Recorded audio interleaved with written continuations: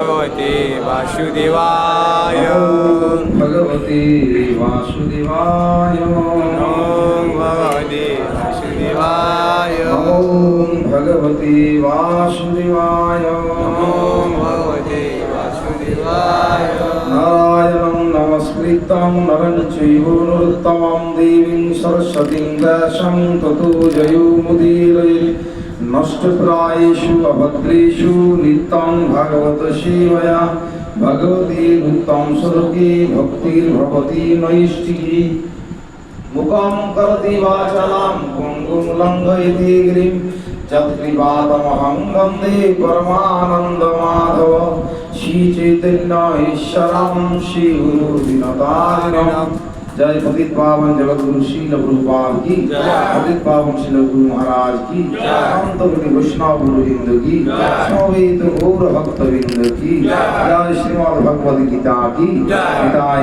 गौर श्रीराम ओम विष्णुपदाय कृष्णपदाय भूतले श्रीमती जय पताका स्वामी के नाम ओम आचार्य पदाय निताय गुरु पदाय गौर कथा धमकाय अनवर राम का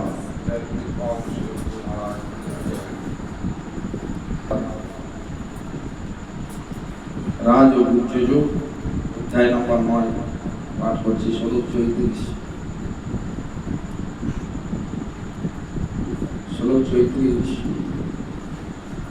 মন্মনা ভগবদ ভক্ত মদজাজি মাং নমস্কুরু মামি বৈশেষী যুক্তি বমাত্মনং মৎপ্রায়ণঃ মন্মনা ভগবদ ভক্ত মদজাজি মাং নমস্কুরু মামি বৈশেষী যুক্তি বমাত্মনং মৎপ্রায়ণঃ মনমনা কথার অর্থ মদগত চিত্ত ভগ হও মত আমার ভক্ত ভক্ত যাজি পূজা পরায়ণ মাম আমাকে নমস্কুরু নমস্কার করো মাম আমাকে এব সম্পূর্ণ রূপে ঈশ্বসী প্রাপ্ত হবে যুক্তেবং এভাবে অভিনিবিষ্ট হয়ে আত্মানম তোমার আত্মা মত পরায়ণ হয়ে। তো বাংলা অনুবাদ স্বয়ং ভগবান বলছেন তোমার মনকে আমার ভাবনায় নিযুক্ত করো, আমার ভক্ত হও, আমাকে প্রণাম করো এবং আমার পূজা করো। এইভাবে মতপরায়ণ হয়ে সম্পূর্ণ রূপে আমাতে অভিনিবিষ্ট হলে নিঃসন্দেহে তুমি আমাকে লাভ করবে। জয় পতিত পাবন জগৎ গুরু শ্রীল প্রভুপাদ কি জয়। এই রাজ বুদ্ধযোগ শ্লোকটা আমরা পাঠ করলাম। রাজ বুদ্ধযোগ শ্লোকটা যে আমরা পাঠ করলাম, এখানে স্বয়ং ভগবান বলছেন হে অর্জুন, তুমি তোমার মনকে আমার ভাবনায় নিযুক্ত করো, আমার ভক্ত হও, আমাকে প্রণাম করো এবং আমার পূজা করো। এইভাবে মত পরায়ণ হয়ে সম্পূর্ণরূপে অভিনিবিষ্ট হলে নিঃসন্দেহে তুমি আমাকে লাভ করবে। কিভাবে সকলে একটি ধ্যান দিন। মাটিতে ভাঙি হরে কৃষ্ণ। তো আমরা সকলেই জানি তুমি জীবন যুদ্ধে উত্তীর্ণ হইতে পারি। তাই এই গোপন জ্ঞানকে আমরা নির্ভর যদি ছাড়ি দিয়ে আলগা করে দিই তাহলে কিন্তু সেটা সম্ভব নয়। তার পূর্বের শ্লোকে ভগবান অর্জুনকে বলছেন শততম কীর্তয়ন্ত নাম চেতনা পর্যন্ত শততম কীর্তয়ন্ত নাম, শ্রদ্ধার সহিত কীর্তন করো, শ্রদ্ধা চাই, শততম চাই, সব সময় আমাদের কীর্তন করা দরকার আছে। তো আমরা যদি সেইভাবে না করি, ভগবান ডিরেকশন দিচ্ছেন আমাদেরকে যে তুমি যদি চাও তাহলে আমার কীর্তন করো, শততম কীর্তয়ন্ত নাম। তো শততম যদি আমরা না করি, শ্রদ্ধাবান যদি না হই, তাহলে কি করে করতে পারি ভগবত কথা? তাহলে আমরা শুনতে পারি না। শুনতে সেইভাবে শুনে আমরা কি ফল করতে পারি না। কেন পাচ্ছি না? আমরা সেইভাবে মনটা দিচ্ছি না। তো ভগবত কথা শোনার জন্য এক সময় আমরা দেখি কাশ্মীরি পণ্ডিত এই যে উত্তরাখণ্ড এই ধারে যারা আছে ওই একটা বলে কাশ্মীর। তো ওই উত্তরাখণ্ড যেখানে কেদারনাথ অমরনাথ সেখানে ভগবান স্বয়ং শিব বাস করছেন। শিবকে কেন ভগবান বলাচ্ছেন? বৈষ্ণব নাম যথাসম্ভব, যিনি ভগবান যেমনটি চাইছেন তিনি তেমনটি করতে পারেন। ভগবান যেমনটি বলেছেন ভগবান শিব তেমনটি ভাবে পালন করেন, নিজের জীবনে আচরণ করেন। তাই ভগবান বলছেন যিনি আমার ভক্ত আমি তার মধ্যে বাস করি, আর যে আমার আছে আমার মধ্যে বাস করে। ভগবান শ্রীমদ ভগবতী বলছেন যে আমার প্রিয় অর্জুন আমি তার মধ্যে থাকি, আর সে আমার মধ্যে থাকে। তাহলে ভগবান শিব যখন আছেন ভগবানের একনিষ্ঠ ভক্ত, বৈষ্ণব নাম যথাসম্ভব বৈষ্ণবের শিরোমণি শিব, তার আগে অগ্রে কেউ নাই। তিনি ভগবানের এমনই ভক্ত যে ভগবান তার মধ্যে বাস করেন আর ভগবানের মধ্যে শিব বাস করেন। বুঝতে পারছেন? তার জন্য এক অর্থে ভগবান বলা হয় যে সেই পরম বৈষ্ণব শিব কি করছেন, কৈলাসে আছেন।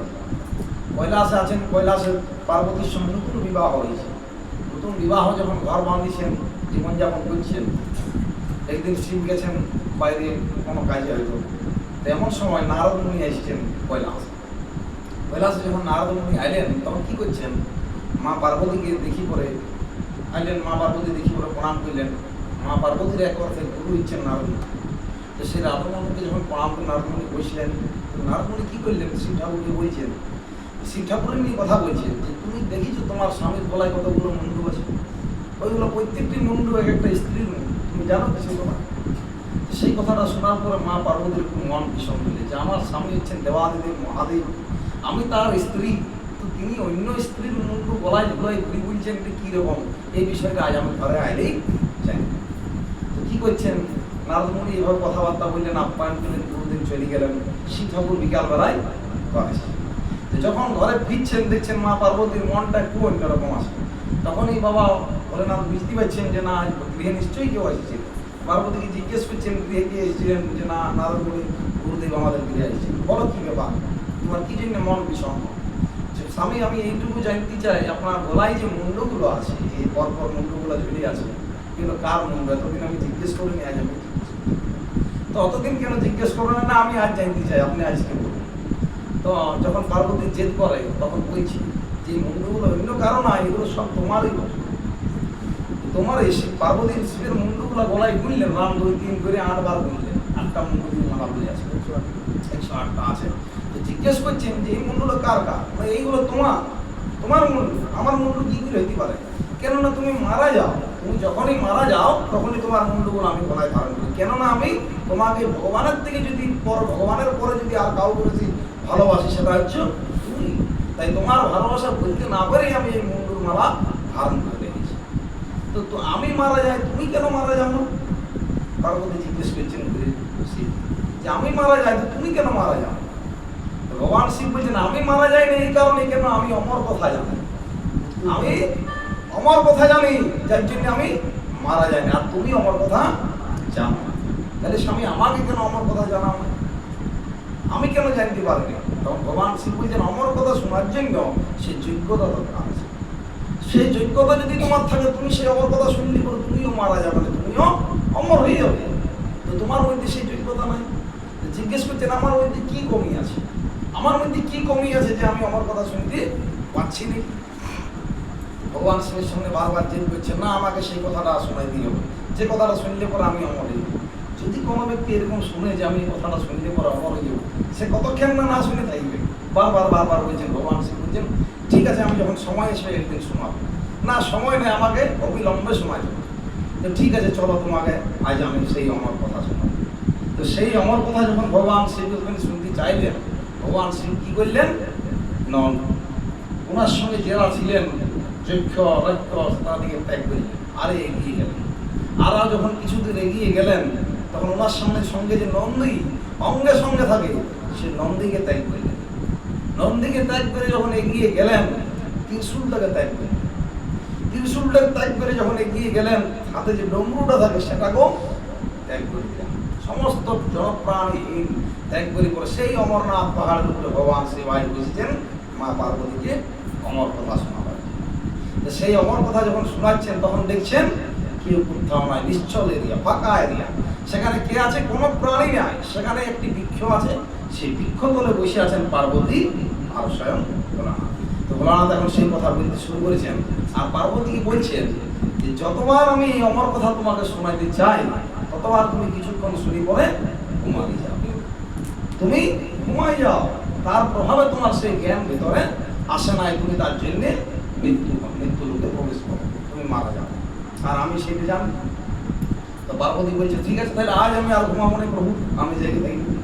ঠিক আছে, তুমি যে ঘুমাবে না, ভগবান শিব বলছেন আমি যে আমার কথা বলবো, বলার সময় আমি কিন্তু তোমার দিকে আর দেখবো না, আমি সেরকম প্রভুর রূপ চিন্তা করবো আর প্রভুর কথা আমি বলতে শুরু করবো। আমি চলো তুমি যে কথা বলবো, তুমি যে কথাটা শুনছো সেটা আমি কিভাবে বুঝবো? বলে না বলছি ঠিক আছে, আপনি যে কথাটা শুনছেন তার জন্য আমি হু দেবো, হ দেবো, হুঙ্কার করবো, প্রত্যেকটি কথা শেষ হওয়ার আমি হ দেবো। আমরাও দেখি যে আমরা কথা বলি, কেউ হ দিই, সে বহুতকে হরি বল একবার বাস কি করে, কেউ ঘুমায়, কেউ যার যেদিকে তম সেদিকে যায়, মানে মন যেদিকে দলে সেদিকে শোনার ইচ্ছা থাকলে তো সেরকম পার্বতী গাছ ভগবান শিব স্টেটমেন্ট দিচ্ছে, তুমি যে শুনবে কি প্রমাণ আছে না, আমি হ দেবো করবো প্রত্যেকটা কথা। ঠিক আছে তাহলে এই শর্তে রাজি হইল, আমি শুরু করছি। তো সেই ভাগবতের কথা আমরা যে শ্লোকটা বন্দনা করলাম, নষ্ট প্রায় সভদ্রেশু নিত্যম ভাগবতের সেবায় সেবয়া, যদি নিত্য ভাগবত সেবন করেন তাহলে আপনারা ভগবতীর উত্তম শ্লোকে, ভাগবত কথা কিরকম, ভগবতীর উত্তম শ্লোক দ্বারা ভগবানকে বন্দনা করাচ্ছে, যে বন্দনা করলে পরে আপনার সেই জ্ঞান চক্ষু মিলন, যেটা শুনলে পরে আপনি আপনার জীবনের অন্তিম লক্ষ্যে পৌঁছে যেতে পারেন, অন্তিম গন্তব্যস্থলে পৌঁছে যেতে পারেন, মানব জীবনের যথার্থ মূল্য সম্বন্ধে আপনি বুঝতে পারেন, সেই কথা শোনাচ্ছেন। তার জন্য আমাদের সকলেরই সেই ভাগবত পড়া দরকার আছে। ভাগবত কথা কিরকম বলছেন, ধর্ম প্রজিত কৈবত্র পরম নিমৎসরানাং শতাং বিদ্যং বাস্তবত্রম বস্তু শিবদং তাপত্রয়ং মিলন শ্রীমত ভাগবতে মহামুনিকৃতে কিংবা পরৈশ্বর সদা হৃদয় রুদ্ধতে হত্র কৃতিভি শুশ্রভি স্তব খনাত নিগম কল্প তরগলিতং ফলং সুখমুগাদ মৃত দ্রব সংযতং পিবত ভাগবতং রসায়মলং মুহুরহ রসিকা ভুগভাবুকা ধর্মধনুষ্ঠিত পুংসা বিবেক শেকশ সূর্য নোৎপাদয়ের জ্যোতি রতি শ্রময়ে ভি কেবলম। এইভাবে ভগবান শিব একের পরে ভাগবত কথা বুঝিয়েছে। পার্বতী ঘুমাই গিয়েছে, পার্বতী শুনি ঘুমাই গেছে, হয়তো 10টা 15টা শ্লোক 20টা শ্লোক শুনেছেন, দিয়েছেন দিয়ে বলে ঘুমাই। এরকম ভাবে যদি আমরাও বই দেখে পড়ি, আমি ধরুন বই দেখে পড়লাম, আপনারাও সঙ্গে ঘুমাই, আমিও কি বলছি বুঝতে লাগবো, আমিও ঘুমাবো আর আপনারাও ঘুমাবো। শোনাটা তো ওইরকম শোনা নয় বহু, শুনতে গেলে আপনাকে সেই মনকে কেন্দ্রীভূত করতে হবে যে আমি সেই কথাটা শুনি, সেই মনটা আপনার লক্ষ্য রাখতে হবে যে আমি সেই কথাটা শুনে আমার বুদ্ধি দিয়ে বিচার করবো যে এটা করা দরকার আছে কি না আছে। তো সেই যখন পার্বতী কথা ভগবান শিব ভাগবত কথা শুরু করেছেন, পার্বতী মায় বলেছেন। এমন সময় সেই বৃক্ষের উপরে জনপ্রাণী যে ছিল সেখানে কেউ ছিল না, একটা পাখির বাসা ছিল। সেই পাখির মধ্যে একটা গলিত ডিম ছিল, শাস্ত্রে লেখা আছে যে ডিমটা যে তোতা পাখিটা দিয়েছিলেন, তোতা পাখিটা যে ডিমটা দিয়েছিলেন, সেই তোতা পাখি জানতেন যে ডিমটার থেকে আর কিছু হবে না, আমার ছানা হবে না, ডিমটা নষ্ট হয়ে গেছে। তো সেই ডিমটা ছেড়ে পরে সে তোতা পাখি পালাইছেন, সে আর আসে নেই, পুরোনো কথা। তো ডিমটা কিন্তু তথাপি সে উপরে আছে। আর যখন ভাগবত কথা ভগবান শিব বলতে শুরু করলেন, সেই ডিমটা পুনরায় আবার জ্যান্ত হইতে শুরু করলেন। ভাগবতের প্রভাব, ভাগবত কথার প্রভাব। যখন ভাগবত কথার প্রভাবে সেই ডিমটা জ্যান্ত হইলেন, আস্তে আস্তে ভগবান শিব যতবার বলছেন কথা, সেই ডিমটা যেমন, সেই মা যেমন তা দিয়ে পরে সেই পাখির বাচ্চা উড়ে বেড়ায়, সেরকম সেই পাখিটার থেকে পাখিটা বেরিয়ে এখন শিব কথা বলছেন আর সেই পাখিটা হুঁ দিচ্ছেন। পার্বতী ঘুমিয়ে গেছেন, পাখি দিয়ে হুঁ দিচ্ছেন, শিবের কথা ভাগবত শেষ হয়ে গেল। তখন দেখছেন পার্বতী তো ঘুমাইছে, তাহলে হুঁটা কে দিচ্ছে? উপর দিয়ে ভালি দেখছেন সেই সুখ পাখিটা হুঁ দিচ্ছিল। শিব তো প্রধান নিত, সঙ্গে সঙ্গে ত্রিশুলকে আহ্বান করলেন, জাহাজ আমি সুখ পাখিকে শেষ দেই। সেই সুখ পাখিকে তাড়িয়ে নিয়ে যাচ্ছেন আজ হত্যা করার জন্য। যখন তাড়িয়ে নিয়ে যাচ্ছেন ক্রোধের বেগে, তখন কি করছেন, নারদ মুনি এসে দাঁড়াইছেন, প্রভু আপনি জানেন যে আমি এই কথাটা শোনার পর অমর হয়ে গেছি, তো পাখিটাও তো সেই ভাগবত কথা শোনার পর অমর হয়ে গেছে, আপনি তাকে কি করে হত্যা করতে পারেন? সেটা আমি চিন্তা করে দেখি না, সে তো সত্যি কথা, আর তো কিছু করার নেই। কিন্তু সেই পাখিটা ভয়ে ব্যাসদেবের স্ত্রী, তার নাম কি মনে পড়ছে নাকি, কি নাম, প্রীতম কি প্রীতিকা, সেই প্রীতিকার গর্ভে সেই পক্ষী প্রবেশ করি। প্রতিকার করা হয়, সেই পক্ষী প্রবেশ করে দিলেন, প্রবেশ করলেন। শিব ঠাকুর দেখলেন আর তো কিছু করার নাই, সে এমনিতেই অমর হয়ে গেছে, পুনরায় আবার করে তো ভগবত কথা হচ্ছে এইরকম তেজময়, যে কথাটা শোনার পরে সেই সুখ পাখি সুখদেব গোস্বামী রূপে আমাদের সামনে জগতে পরিচিত। তিনি 16 বছর বাদ এই জগতে এসেছিলেন মাতৃগর্ভতে। 16 বছর বয়সে মাতৃগর্ভ থেকে আসছিলেন। 16 বছর মাতৃগর্ভে ছিলেন সুখদেব গোস্বামী। সুখদেব গোস্বামী সমস্ত জ্ঞান আহরণ করেছিলেন ওই ভগবান শিবের মুখ থেকে শুনি। তো মাতৃগর্ভে যখন আইছেন, ব্যাসদেব বলছেন, বাবা তোমার মা এত কষ্ট পাচ্ছি, তুমি এখনো কেন ভূমিষ্ঠ হচ্ছ না? বারবার আহ্বান করছে, বাবা আইসো, বাইরে আইসো। না বাবা আমি যাবো না, যদি বাইরে যাই আমাকে এখনই মায়া নাশ করবে, আমি মায়ার প্রবলে আমি আর যাইতে চাইনি, কেননা আমি সেই জ্ঞান গ্রহণ করছি। সেই জ্ঞান পাইছে বলে সে আসতে চাইছেন, আর আমাদের জ্ঞান নাই বলে আমরা সেই মায়াতে লটা পড়তে দিচ্ছি না, আরো একটু ভালো, আরো একটু ভালো, আরো কতদিন বাঁচি, আরো কি করে ভোগ করতে পারি। কিন্তু সুখদেব গোস্বামী সেই জ্ঞান আগেই পাই গেছেন, যার জন্য আর এই জগতে আসতে চাইছেন। সেই সুখদেব গোস্বামী যখন আসিছিলেন, তার মনের মধ্যে কিরকম ভাবছিলেন, ব্যাসদেব যাচ্ছেন সেই পথ দিয়ে, কিছু স্ত্রী মাতাজি তারা স্নান করছেন গঙ্গাতে সেই নদীতে। যখন ব্যাসদেব যাচ্ছেন, তারা সঙ্গে সঙ্গে ব্যাসদেবকে দেখি পরে কাপড় টাপড় ঠিক করে পরে ব্যাসদেবকে পনদিন নিবেদন করে সেই পথে দাঁড়ায় গেছে। তো সুখদেব গোস্বামী যখন আইলেন, ভূমিষ্ঠ হইলেন মাতৃগর্ভ থেকে, উলঙ্গ অবস্থাতে ওই পথ দিয়ে চলতে লাগলেন সংসার ত্যাগ করে। তো ওই পথ দিয়ে যখন যাচ্ছেন, তখন কিন্তু ওই মাতাজিরা আর সেইভাবে দাঁড়ায়নি, তারা নিজের যেমন কর্ম করছিলেন কর্ম করছিলেন। এটার থেকে দৃষ্টান্ত, যিনি ভগবত ভক্তি উপলব্ধি করেছেন, যিনি ভগবত ভক্তি নিজের জীবনে প্রয়োগ করেছেন, তার এই জড়জাগতিক জ্ঞানের উপর সে নির্ভর করে না। সে জড়জাগতিক জ্ঞানের উপর নির্ভর করে না, সে জানে যে কোনটা সত্য জিনিস, কোনটা সত্য জিনিস, কোনটা আমাদের অনুধাবন করা উচিত আছে। তাই সেই সুখদেব গোস্বামী জন্মের পর থেকেই দৌড়ে চলে যাচ্ছেন বনে সে তপ করার জন্য। তো সেইটা থেকে আমাদের বোঝা যায় যে ভগবত কথা কতটা তেজময়। যদি ভগবত কথা আমি শুনতে চাই, তাহলে আমরা অমর হতে পারি। যদি ভগবানের কথা যদি আমরা শুনি প্রত্যেকটি কথা, তাহলে আমরা অমর হতে পারি। তো কিরকম না, ভগবান উদ্ধবকে জ্ঞান দিচ্ছেন, উদ্ধব গীতে আছে, উদ্ধব গীতে আছে ভগবান যে কথাটা বলছেন উদ্ধবকে, সেটা এক প্রকার গীতা। তো ভগবান উদ্ধবকে কথা বলছেন যে, হে উদ্ধব, আমি এতদিন শিখাইছি যে কিভাবে ভক্তি করো তোমরা, আমার কি করে ভক্তি করে আমার কাছে আইসি। আজ আমি তোমাকে সেই শিক্ষা দেবো যেটা প্রেম ভক্তি, কিভাবে আমাকে প্রেম করে ভক্তি করবে, সেই প্রেম ভক্তির যে সর্বোচ্চ উচ্চ স্তরে। তো ভগবান একের পর এক উদ্ধবকে শিক্ষা দিচ্ছেন যে কিভাবে প্রেম ভক্তি করে তুমি ডাইরেক্ট আমার কাছে আসতে পারো। আর যদি আমরা সেই কথাটা শুনি পরে নিজের জীবনে প্রয়োগ না করি, তাহলে কি করে হবে? ভগবান কি কোথাও বলেছেন ডাইরেক্ট যে হে অর্জুন, তুমি কেবলমাত্র আমাকে একবার প্রণাম করলে বা আমাকে এরকম করলে আমার কাছে চলে আসবে, আমি তোমাকে ভক্ত করে দেবো? কোথাও বলেছি শ্রীমদ ভাগবত? কেউ শুনেছেন কোথাও পাঠ? ভক্ত আমি তোমাকে করে দিব, ভগবান বলেছি যে আমি ভক্ত করিব তোমাকে?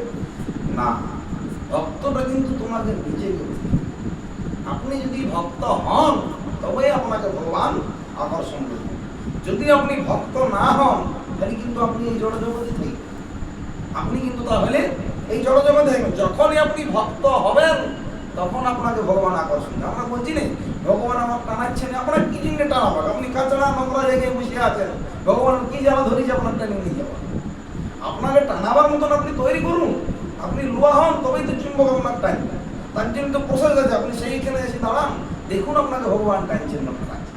আমি নিজেকে তৈরি করছি না সেই জায়গায় যাওয়ার জন্য, ঘরে বসে বুঝি বলছি আমাকে ভগবান টানছেন না, আমি কি করে যাবো, আমি কি করে যাবো? কেন টানবে আপনাকে?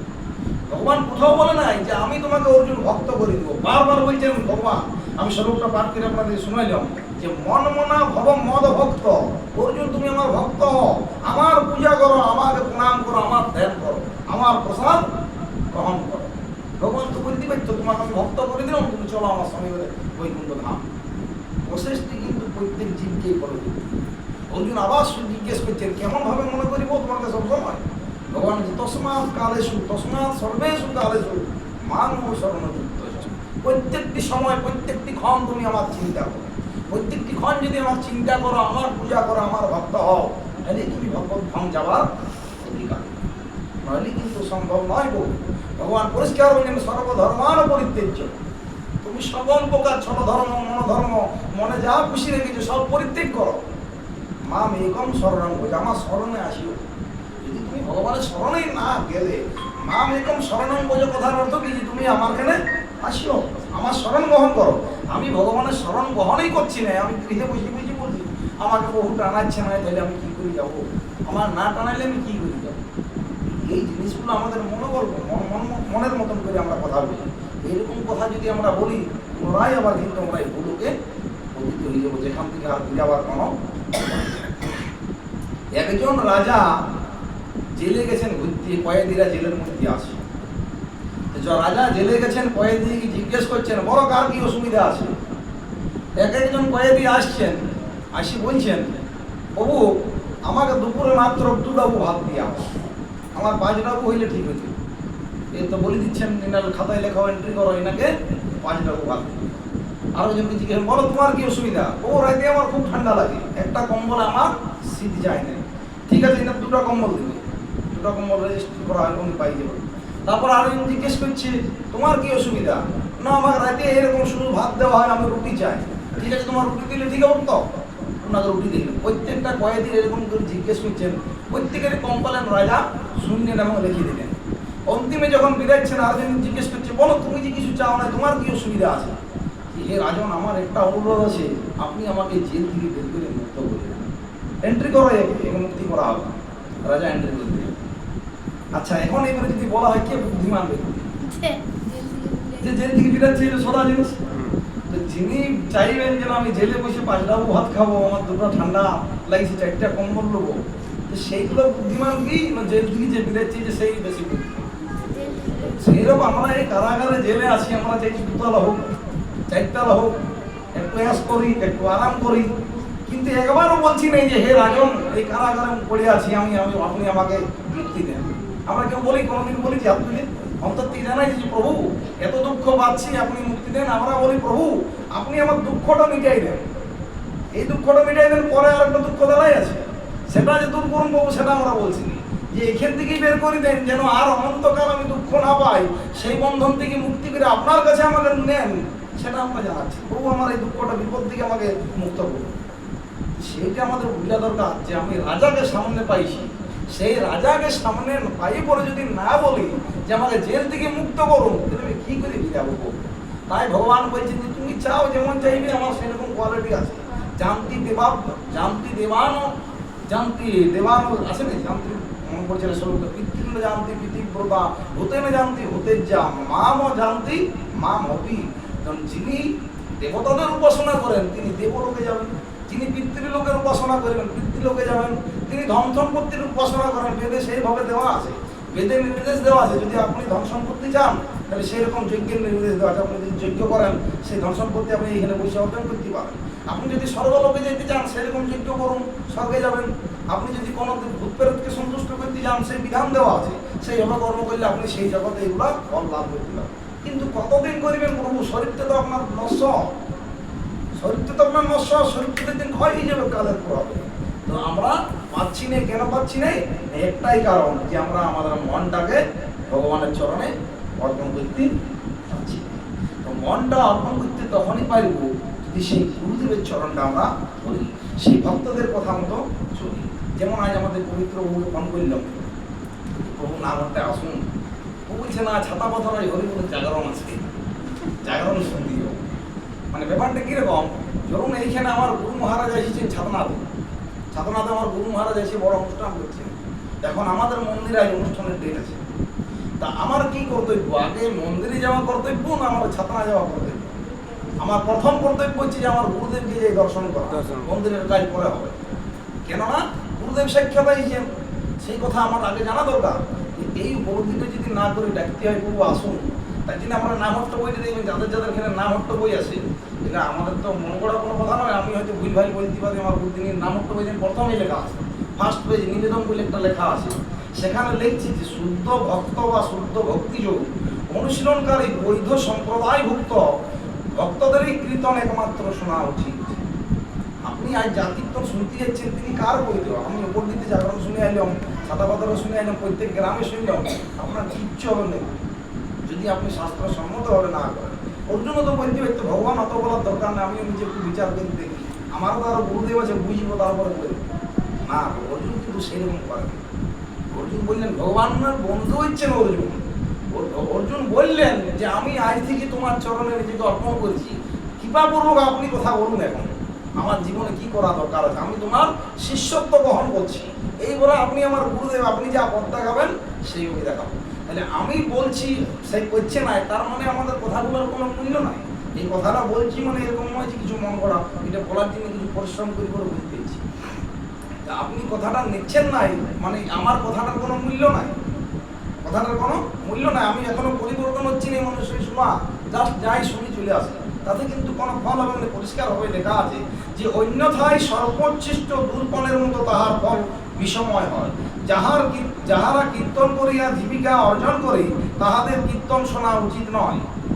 বুঝতে পারছেন? তাহলে নামের কীর্তনের ফল, নাম কীর্তনের ফলে মানুষ বহু জন্মের পুঞ্জীভূত পাপ রাশি অচিরে ক্ষয় হয়, কিন্তু কীর্তনকারীরা বারবার অপরাধ করিলে তাকে প্রভু আর ক্ষমা করে না।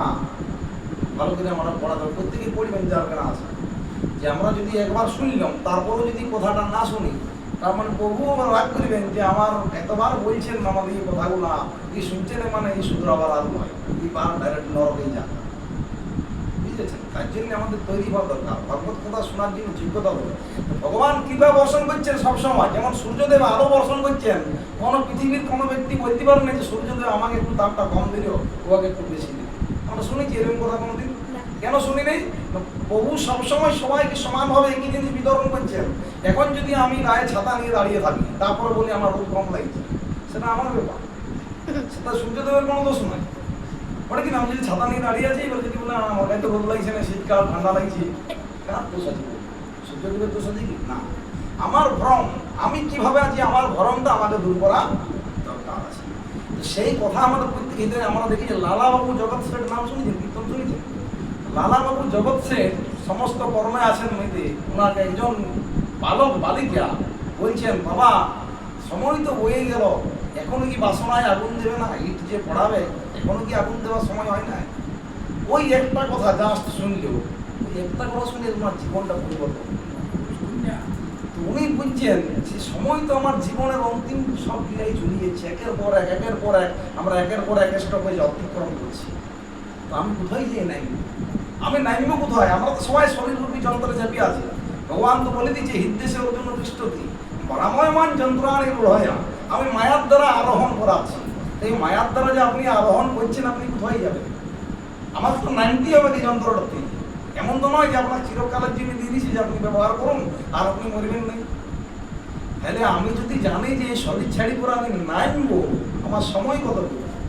আমাদের যদি কারো 30 বছর বয়স, কারো 40 বছর বয়স, তাহলে আমরা জানি যে আজ কলিকালের মানুষের বয়স মাত্র 70 থেকে 80 বছর। যদি ধরিলেন 100 বছরই আছে আমার পরমায়ু, তাহলে 100 থেকে 40 গেলে 60 থাকে। আমরা 12 ঘন্টা ঘুমাই থাকি, 30 চলে গেলে 30 থাকে। তারপরে আবার কত অবড় জবড় কথা, অত পরিচয়, অত সম্পর্ক, আপনি কতটুকু সময় ভজন করতে পারেন? হিসাব করে দেখান তো যে কতটুকু সময় ভগবানকে দিতে পারে।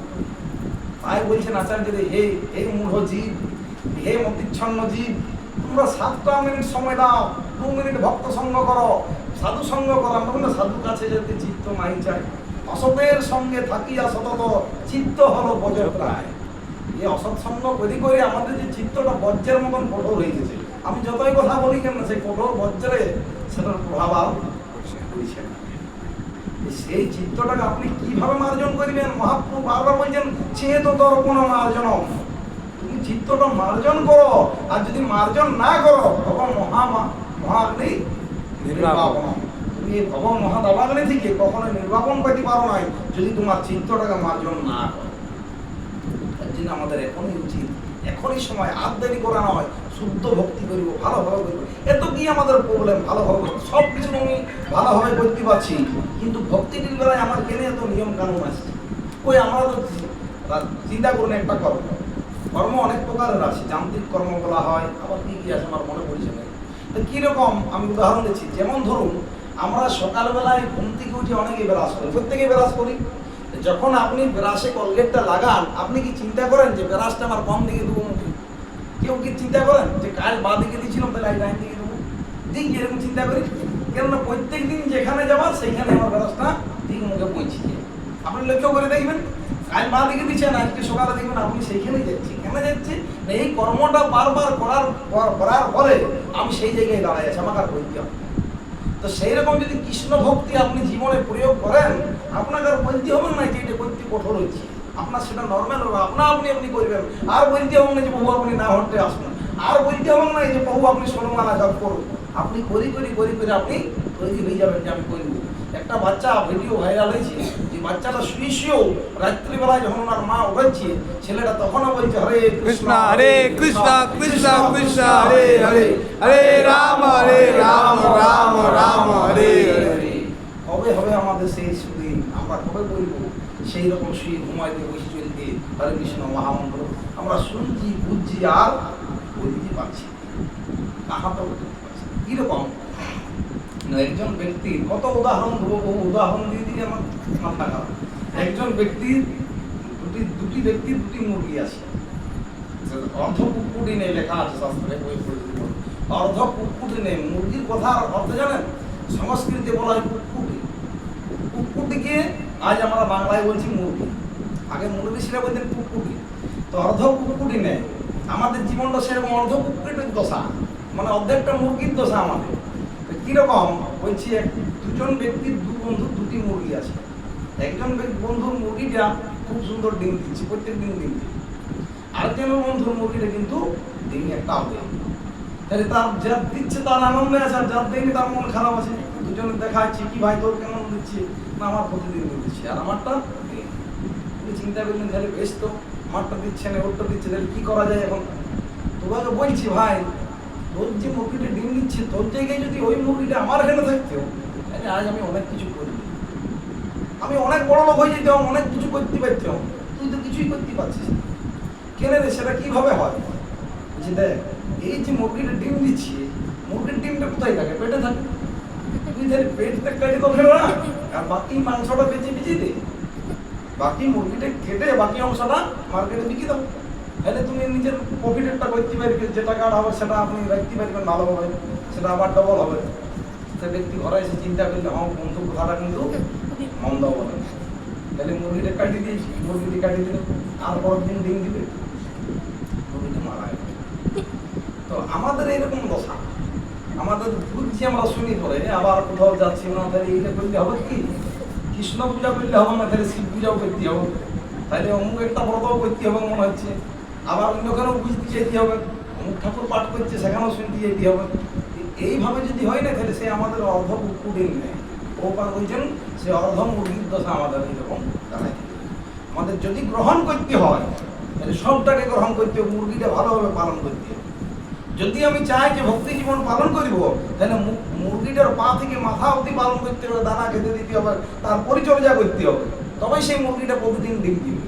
আর যদি ভাবি আমি শুধু ডিমটুকু গ্রহণ করিব আর মুরগিটা পালন করিব না, সেটা কিন্তু বহু কোনো দিনেই সম্ভব নয়। আমরা সেই ডিমটির দিকে তাকিয়ে বসে আছি, বহু হয়তো আমার টাইমে আমি ভগবত ধাম যাব, কোনো দিন নয়, কোনো দিন একদিন আমরা যেতে পারি। আপনি যদি চান ভগবত ধাম যেতে, তাহলে আপনাকে পালন করতে হবে, পোষণ করতে হবে, তার জন্য মেহনত করতে হবে, তাইলে আপনি যাইতে পারেন, নচেত কিন্তু সম্ভব নয়। তাহলে আমরা যদি ভগবান বলছেন, পরের স্টেপ বলছেন, এই অর্জুন মনমনা ভগম মদ ভক্ত। ভগবান তাহলে কেন বলছেন যে অর্জুন তুমি আমার ভক্ত হও? তাহলে আমাদের প্রত্যেক ভক্ত হওয়ার জন্য শাস্ত্রের নির্দেশ দিচ্ছে কি দরকার আছে? প্রথম শ্রদ্ধাবান হওয়া দরকার আছে। আমরা আলোচনা করেছিলাম, প্রথমে শ্রদ্ধাবান হওয়া দরকার আছে। তো শ্রদ্ধাবান যদি আমরা হই, যদি শ্রদ্ধা থাকে, যদি আমাদের বিশ্বাস থাকে, তাহলে আমরা ভগবত ভক্তি করতে পারি। আর যদি শ্রদ্ধা না থাকে, সেই কথায় বিশ্বাস না থাকে, তাহলে আমরা ভগবত ধাম যেতে পারি না। একজন গুরুদেব ছিলেন, তার অনেক শিষ্য ছিল, অনেক শিষ্য ছিল। গুরুদেব একদিন কি করলেন, বসি পরে বললেন, তোমরা আমার যত শিষ্যগণ আছো সকলেই শোনো, আমার আর দিন 15-র মধ্যে আমার শরীরে কুষ্ঠব্যাধি দেখা দেবে, তবেই তো কুষ্ঠরোগ হয়ে যাবে। এই গুরুদেব আপনার শরীরে কুষ্ঠরোগ হয়ে যাবে না, তোমরা নিজের নিজের জায়গায় যাও, নিজের ভজন করবে, আর আমার এখানে থাকার তোমাদের দরকার। সব বলছে না গুরুদেব, আপনার ছাড়ি আমরা কোথাও যাবো না, কুষ্ঠরোগ হোক আর যাই হোক, আপনি আমাদের প্রাণের প্রাণ, নয়ন মনে, আপনাকে না দেখলে আমরা থাকতেই পারিনি, আমি আপনাকে ছাড়ি কোথাও যাবো না। ঠিক আছে, যদি না যাবো তো থাকো। তো তো যখন এইভাবে দিন 15 হইলে গুরুদেবের শরীরে গলিত কুষ্ঠরোগ হইল, গলিগুলি পড়ছেন, পোকা তৈরি হয়ে গেছে, সব শিষ্য ছাড়ি পালান, দরকার নেই। আমরা গুরুদেব তো বলেছিল যেতে আগে, তাহলে এখনই পালাই। একজন শিষ্য কিন্তু সে যায়নি, যদি আমি মারা যাই তো গুরুর চরণে যেন মারা, আমার কোথাও যাবার দরকার। গুরুদেব বলছেন সেই ভক্তকে, তুই কেন গেলি নেই, সবাই চলে গেল। না গুরুদেব, আমি আপনার ছাড়া বাঁচব না, এই জীবনটা আমি আপনাকে অর্পণ করেছি, যদি জীবনটা যায় যেন আপনার চরণে যায়, আমার এইটুকুই আশা আছে। ঠিক আছে, তুই তাহলে আমার এখানে থাক, আমি এখান থেকে চলে যাবো বানারসিতে যাই, আমার গঙ্গার তীরে একটা ভজন কুটির করবি, সেইখানে আমি থাকবো, আমি আর লোকালয়ে যাবো না, কেননা আমার কুষ্ঠরোগ এই লোকালয়ে ঘুরতে পারিনি। তাহলে উনি কি করলেন, সেই কুষ্ঠ বেঁধে নিয়ে ঘরের মধ্যে দাঁড়ায় আছে, আর সেই শিষ্য তাকে প্রতিনিয়ত সেবা করে। গুরুদেব কি খাবেন, গুরুদেব কোথার থেকে জল আনতে হবে, গুরুদেব কি দরকার আছে বলার আগে উনি তৈরি হয়ে থাকেন। তো উনি কি করেন, নিজের যে ক্রিয়াকর্ম সেটা করার জন্য ভোরবেলায় যাই পরে কোনো মতে একবার টপ করে গঙ্গার থেকে স্নান করে এসে পরে গৃহে যে প্রবেশ করে, আর গুরুদেবের চরণ ধরে বসে থাকে।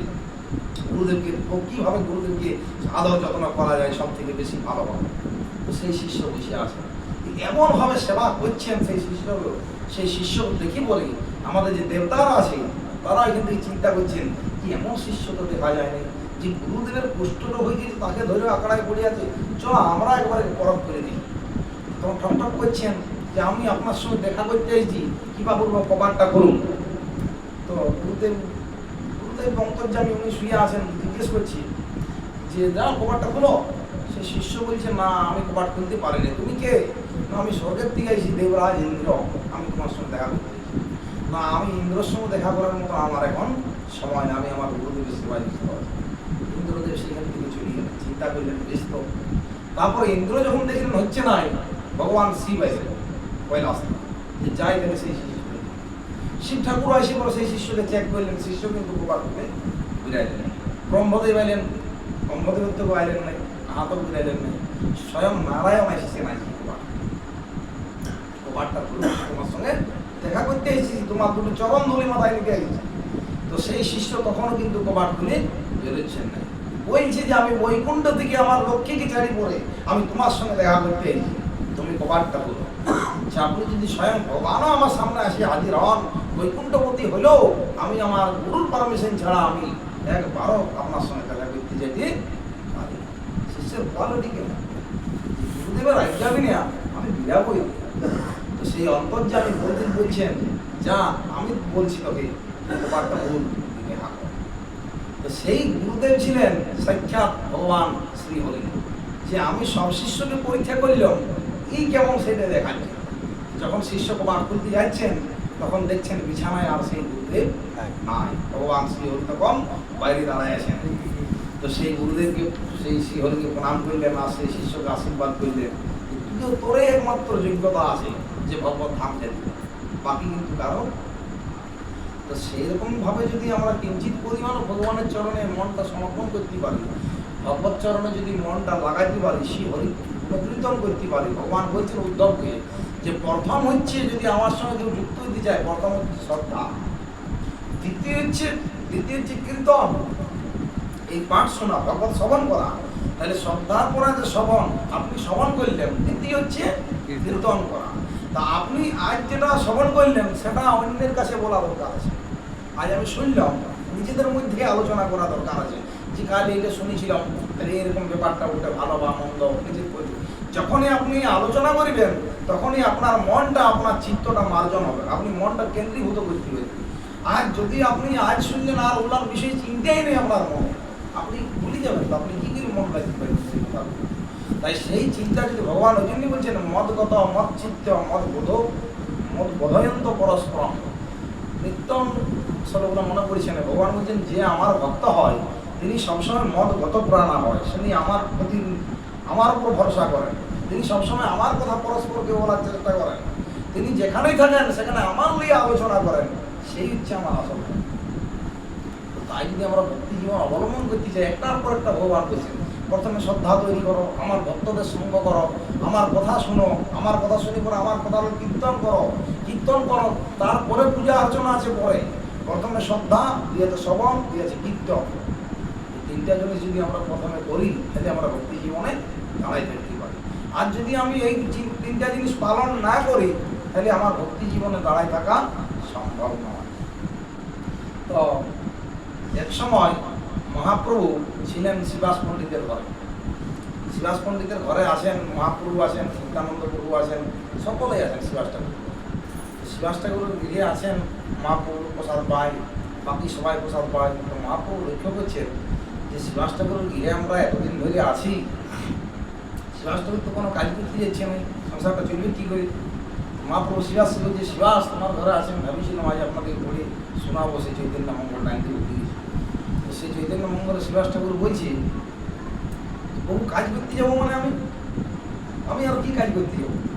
তাহলে তুমি যে কাজ করতে যাবেন, তোমার এত বড় সংসার, 15-20টা লোক আছে, সকলকে সেবা দেবে কি করে? 3 বেলা আহার করবো, তুমি কাজও করবো না বলছো, তাহলে কি করে চলবে বলছে? তাহলে আমি আপনার উপরে নির্ভর করে আছি, আমি আর কাজ করার কি দরকার আছে? তুমি তাও তো শিবাস, তোমার তো কাজ করা দরকার আছে, ঘরের তুমি মালিক, তোমার তো দায়িত্ববোধ থাকা দরকার আছে, কীভাবে কী আসবে না আসবে। শিবাস বলছে অত সব কিছু আমি জানি না, আমি আপনার উপরে নির্ভর করে আছি। শিবাস ঠাকুর হাতে তালি দিয়ে মহাপ্রভুকে ইশারা করে বুঝাচ্ছেন 3টি তালি মারব। বলছে 3টি তালি মারবো, তারপরে এই ঘরটিতে আমার একটি হাঁড়ি কলসি রাখা আছে। মহাপ্রভু বলছেন এইটার মানেটা আমাকে একটু খুলে বলো, আমি বুঝতে পারছি না। শিবাস ঠাকুর বলছেন যদি আমার সংসার গৃহে কিছু অভাব হয়, অন্ন হয়, আপনাদের সেবা করতে না পারি, তো আমি 1 দিন উপবাস দেবো, 2 দিন উপবাস দেবো, 3 দিন উপবাস দেবো। যদি 3 দিন উপবাস দিয়েও ভগবান আমার কোনো ব্যবস্থা না করে, তাহলে ওই যে হাঁড়ি কলসিটা আছে সেটা নিয়ে পরে আমি গঙ্গায় প্রাণ বিসর্জন। যখন শিবাস ঠাকুর বললেন আমি প্রাণ বিসর্জন দেবো, মহাপ্রভু সেই যে আসনে বলছিল হুঙ্কার দিয়ে উঠলেন, শিবাস তুমি প্রাণ বিসর্জন দিবার আগে আমার কথা শোনা। তোমার গৃহে যদি লক্ষ্মী দেবী বৈকুণ্ঠে তার অসুবিধা হয়, তাও না খেতে পারে, সে এসে দুয়ারে দুয়ারে ভিক্ষা করতে পারে, তো আমি কথা দিলাম তোমার ঘরে কোনোদিনেই লক্ষ্মীর অভাব হবে না। লক্ষ্মী দেবীর অভাব হতে পারে, কিন্তু শিবাসের ঘরে সেটার অভাব হবে না। মহাপ্রভু এই কথা দিলেন। মহাপ্রভু শ্রীমদ ভগবদ্গীতায় বলছেন যেই কৃষ্ণ, সেই চৈতন্য, সেই জগন্নাথ। ভগবান বলছেন অনন্য চিন্তয়ন্ত নাম যেজনা পুরী বাসুদেব। এই শ্লোকটা লেখা আছে, কমেন্ট করা আছে। তুষার নিত্য অভিযুক্ত নাম যোগক সেম ভগবান মহাপ্রভু বলছেন আমি তো পূর্বে কথা দিয়েছিলাম যে যে আমার অনন্য চিত্তে আমার ভক্তি করিবে, অনন্য চিত্তে আমার চরণে নিজের মনটাকে অর্পণ করিবে, আমি তো কথা দিছি তার কোনো কিছুরই আমি অভাব রাখব না, সমস্ত কিছু তার আমি অভাব পূর্ণ করিব। তাহলে আমার আর কি চিন্তা আছে? শিবাস ঠাকুর সেই কথাটাই বলছেন, প্রভু আপনি কথা দিয়েছেন, তা আমি আরো কাজ করতে যাবো, তার মানে কি দেবো? তার জন্য আমি ঘরে বসে বসে আপনার চিন্তা করছি সবসময়, যাতে আমার আর কোনো কিছুর অভাব না। মহাপ্রভু বললেন এই হচ্ছে আমার ভক্ত শিবাস, এইটাই আমি চাইছিলাম তোমার কাছে। সেই যদি আমরা ভগবানের প্রতি ভরসা করি, তাহলে আমাদেরকে সেই দৃঢ়তা থাকা দরকার আছে, সেই সংকল্পে আমাদেরকে স্থির থাকা দরকার আছে। যদি সেই সংকল্পে স্থির থাকি, আমরা যদি আমাদের আচার ব্যবহার সব কিছু ভালো করতে চাই, ভক্ত সঙ্গ করা দরকার আছে, তাহলে আমাদের এক একটা গুণ আমরা অর্জন করতে পারবো। আর যদি আমরা সেইভাবে না করি, তাহলে কীভাবে আমরা অর্জন করতে পারবো? আমরা পাচ্ছি না। আমরা কাউকে যদি বলছি প্রভু এইটা করুন, এইটা করুন, দুবার সবাই বেশি বললে না বহু তোমার বুঝেছি, নিশ্চয়ই কোনো মতলব আছে। এই যে কি হচ্ছে, তখন আমরা ভক্তির থেকে দূরে চলে যাচ্ছি। ভক্তি জীবনে থাকতে গেলে কথাগুলি পুঙ্খানুপুঙ্খভাবে স্মরণ করতে হবে, কথা ওটা বিচার করতে হবে বুদ্ধি দিয়ে। একজন রাজা ছিলেন, সে বিশাল অট্টালিকা বানাইছে। একজন ব্যক্তি গেছেন, তার গৃহে ঢুকলেন, তার গৃহটা দেখছে অনেক ছোট, রাজার গৃহের গেটটা ছোট। গৃহে দিয়ে প্রবেশ করলেন, প্রবেশ করে রাজা জিজ্ঞেস করছেন হ্যাঁ আসুন আসুন। বলছে রাজা মশাই আপনার গৃহটা কিন্তু আমি বাড়ি ঘুরে দেখলাম সব কিছু পারফেক্ট আছে, কিন্তু একটি জিনিস বড় মাল আছে, এই গেটটা আপনার ছোট। গেটটা ছোট তো কি হয়েছে, কি প্রবলেম আছে? লোকটা বলছে প্রবলেম একটা আছে, আপনি যখন মরে যাবেন বিড়াবেন কম ধরে খাইতে নিয়ে। রাজা মনে মনে দুঃখ পাইলে যে এত কথা আছে, এই কথাটাই বললে আমি যখন মারা যাবো গেটটা বিড়াবো কি করে? বন্দি করে যাবে, এখনই বন্দি করে শিক্ষা দেওয়া দরকার আছে, এর কথাবার্তা ঠিক নেই। রাজা বন্দি করলেন। তো উনি কি করলেন, ওই যে স্বামীকে বন্দি করে ওনার স্ত্রী আসছে, ওনার স্ত্রী খুঁজে খুঁজে আসছে যে প্রভু আপনার বাড়িতে আসছিল আমার স্বামী, ওনাকে ছাড়েন না কেন, কি হয়েছে? উনি এইরকম আমার বললো যে গেটটা ছোট, যদি আপনি মারা যান আপনি সশরীরে খাটলে বিরামেন, কিন্তু গেটটা ওই জন্য বড় করা দরকার আছে। আমার স্ত্রী বলছে না কথাটা নিশ্চয়ই ভুল বলেছি, ও এইরকম বলতে পারতো যখন আপনি মারা যাবেন আপনার কেটে কুটে বার করলেই হয়তো। রাজা আবার দুঃখ, কার খান থেকে আমি কি আশা করছি, চেকেও বন্দি করো জেলে ঢোকো, তবুও জেলে ঢোকাই। তখন চিন্তা করছি যে কেন বলছেন, এক পরিবারে ওই রকমই সবাই আচরণ করে সব প্রত্যেক ব্যক্তি দেবে। এখন সন্ধ্যা হয়ে গেছে, খুঁজছি কিন্তু ওর ছেলে আছে, ওর ছেলে কাছে বলছে দেখো তোমার মা বাবা আমার বাড়ি দর্শন করতে এসেছিল, তো তাদেরকে জিজ্ঞেস করলে যে গেটটা ছোট, তারা এরকম উত্তর দিবে, কেউ বলছে কাটি দিয়ে, কেউ বলছে আমার সপ্তাহটা বেরাবে, কি তাদের কি এই কথাগুলো অন্যভাবে ভালো কথা বলা যায়। তার ছেলেটা বলছে না সত্যি কথাটা বলতে বলছি, তার জন্য আমি দুঃখিত। ওরা এরকম বলতে পারত যে আপনার ওইখানেই যেন ঘরের ভিতরে সমাধি করা যায়, কিন্তু কোনো প্রবলেম হয়ে যাবে, ঘরের ভিতরে আপনার সমাধি দিলেই হইত। রাজা চিন্তায় পড়ে গেলেন যে কাকে শিক্ষা দেব, কি করে তাদের পরিবর্তন করা। রাজা তিনজনকে জেলে ঢুকে। কারণ কি এইরকম আমরা প্রত্যেকে আমরা কোথায় কি করছি, কি বলছি, কি করা দরকার আছে সেটা আমরা জানি না। আমরা আমাদের মনের মতন করে করে চলে যাচ্ছি। কিন্তু রাজার রাজ্যে যে একটা আইন আছে, একটা বিধান আছে, সেইভাবে যে নিজেকে পরিচালনা করা দরকার আছে, তাহলে আমি যে সেইভাবে চলতে পারবো সেটা আমরা বুঝে পুরো বুঝার চেষ্টা করছি। যদি আমরা প্রত্যেকেই চাই, আমরা লীলা কথা শুনছি বা সরি বল দিলাম, জয়ধ্বনি দিলাম, বাস বলে গেল, আর কিছু কোনো জায়গাতে আর কিছুতে নাই। পরের দিনে যদি জিজ্ঞেস করবো কি লীলাটা বললাম, কাল নিয়ে বললাম, তখন চিন্তা করতে হবে তাই তো মহাপুর নিয়ে বললেন না মহাপুর স্ত্রী নিয়ে বললেন, আমাদের সেটা আর এমন শোনার কি মূল্য আছে। তাই সকলের জন্য আমার বিনম্র অনুরোধ, ভক্তিপূর্বক শ্রদ্ধার সহিত আপনারা ভক্তি জীবন গ্রহণ করুন। ভক্তি জীবন যদি সকলে আমরা একে অপরকে সহযোগিতা দিয়ে করে করি, আপনারা দেখবেন যে ভক্তি জীবন কত সহজ হয়ে গেছে। প্রভুপাদ বলছেন যে এটা যে একটা ফার্স্ট ক্লাস ট্রেনের মতন। আমরা যে প্রভুপাদের সঙ্গে যুক্ত হয়েছি, ট্রেনের যেমন 3টা কামরা থাকে, জেনারেল থাকে, রিজার্ভেশন থাকে, এসি থাকে, ফার্স্ট ক্লাস, সেকেন্ড ক্লাস। এই ভক্তি জীবনে যারা প্রভুপাদের সঙ্গে যুক্ত হয়েছেন তারা ফার্স্ট ক্লাস এসিতে বসে আছে। তুরন্ত পৌঁছে যেতে পারেন বৈকুণ্ঠ ধামে যদি আপনি ঠিকভাবে গ্রহণ করেন ভক্তি জীবনে, সেই টিকিটটা গ্রহণ করেন। প্রভুপাদ যে টিকিটটা দিয়েছেন, আমি এসিতে বসেছি অথচ আমার টিকিটটা নাই, আমার ঘাড় ধাক্কা দিয়ে বার করবে, আপনি কি করে যাবেন? আর আপনি যদি ভাবেন সেই জেনারেল বগিতে বসে যাবো আস্তে আস্তে ঠেলা চিপা করে, এই জন্মে না হোক, পরের জন্মে না হোক, তারপরের জন্মে, তাহলে জন্মান্তর ধরে কোনো জন্মে আপনি যেতে পারেন।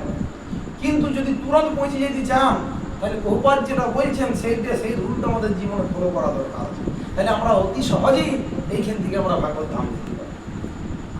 এই সকলের চরণে অনুরোধ যে ভক্তি জীবন ভালোভাবে করুন। ভক্তি জীবনটা এরকম নয় যে আমি যখন মন যাই করবো, যখন মন যাই করবো নাই।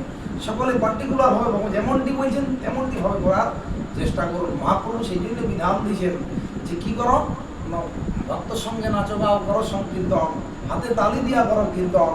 আমরা অনেকে হাতে তালি দিতেও সংকোচ বোধ করি, আর কীর্তন করছে করুন, আমি করে দিতাম। হাতে তালি দিলে মহাপ্রভু বলছে যে আমরা দিতে পাচ্ছি না, আমাদের শুভ অশুভ রেখা আছে, গ্রহ দোষ আছে, অনেক কিছু আছে, সেগুলো আমি হাতে যদি তালি দিয়ে কীর্তন করি, আপনি দেখুন করে পরে আপনার সমস্ত কিছু দূরীভূত হবে। এই জগতে এই কলিযুগে সব কিছু একমাত্র নাম সত্য, বাকি সব কিছু সমস্ত কিছু মিথ্যা। যা দেখছেন ভগবানের নামটুকু বাদ দিই, আমি যা দেখছি সব কিছু মিথ্যা। যদি আমরা রুল ফলো না করি ভগবানের যে আইন দিয়েছেন, তাহলে কিন্তু আমরা কিন্তু মুক্তি লাভ করতে পারি। আমরা দেখি যে রাবণ মা সীতাকে হরণ করেছে, মা সীতাকে হরণ করে অশোক বাটিকা বনে বন্দি করে রেখেছে, ওটা কি লাগে? আর হরণ করে যে রাখিছিলেন মা সীতাকে, রাবণ কিন্তু কোনো টর্চার করে, কোনো গালিগালাজ দেয়নি, তার উপরে কোনো অত্যাচার করেনি, অশোক বাটিকার বনে কিন্তু ছিল। তথাপি কিন্তু বলা হচ্ছে যে রাক্ষস রাজ রাবণ, রাবণের বাবার নাম ছিল পুলস্ত ঋষি, পুলস্ত ঋষির বংশে রাবণের জন্ম। তবু রাবণের এই দুরূহ কাজটা করার জন্য বলা হচ্ছে রাক্ষস রাজ রাবণ। আর দেখুন দেবরাজ ইন্দ্র তিনি গৌতম মুনির স্ত্রী কি, তিনি গৌতম মুনির রূপ ধরে পরে তার সঙ্গে এসে পরে মিলিত হয়েছিলেন, কত বড় অপরাধ করেছিলেন। তো সেই অপরাধ করার পরও কিন্তু তাকে দেবরাজ ইন্দ্র বলা হচ্ছে, আর রাবণকে কিন্তু রাক্ষস রাজ রাবণ বলেছে। এখন যদি আপনারা সাধারণ মাথা দিয়ে বিচার করেন, কার অপরাধটা বেশি? কার অপরাধটা বেশি? দেবরাজ ইন্দ্রের অপরাধটা বেশি। একজন ব্যক্তির স্বামীর রূপ নিয়ে পড়ে তার সঙ্গে এসে পড়ে এমনই মিলিত হচ্ছে। আর যিনি রাবণ, তিনি কিন্তু সীতাকে সম্মান দিয়েছেন। কেন বলা হচ্ছে দেবত্ব? দেবরাজ ইন্দ্র যে ভুলটা করেছে তার জন্য উনি অনুশোচনা করেছেন, তার জন্য ক্ষমা প্রার্থনা করেছেন, তাই সেই ভুলটা ভগবান এখানে স্বীকার করেন। রাবণ কিন্তু সেটা স্বীকার করে না। রাবণ সবসময় বলছে আমি ত্রিলোক বিজেতা রাবণ, আমার যে অহংকার সেটা আমি আমার ক্ষমতা বলে তৈরি করি, আমার সঙ্গে কেউ পরাভূত বিজয়ী হইতে পারে না, একমাত্র রাবণ। রাবণ বলছি যেটা আমার মাথাটা কোনোদিনই নত করি মনে হয়, আমি ভাঙিয়ে যাবো, আমি মচকি যাবো, তবু কিন্তু আমি ভাঙিয়ে যাবো, আমার মাথা কিন্তু কোথাও আমি নামাবো। এইটাই হচ্ছে রাবণের পতনের কারণ, তার জন্য রাবণ বিনাশ হয়ে গেল। তো সেই আমরা যে আমাদের ভক্তদের মধ্যে যা আছে দোষ অভদ্র, সেটা ভগবানকে জানাই যে প্রভু আমার এইটা বাধা এসছে ভক্তি করতে, কৃপা করুন আপনি আমাকে, এই গুরুদেব আপনি আমাকে কৃপা করুন যেন আমার ভক্তি জীবনটা সরল হয়, আমি করতে পারি ভক্তি জীবন ভালো হবে, আপনি সেই আশীর্বাদ আমার করুন।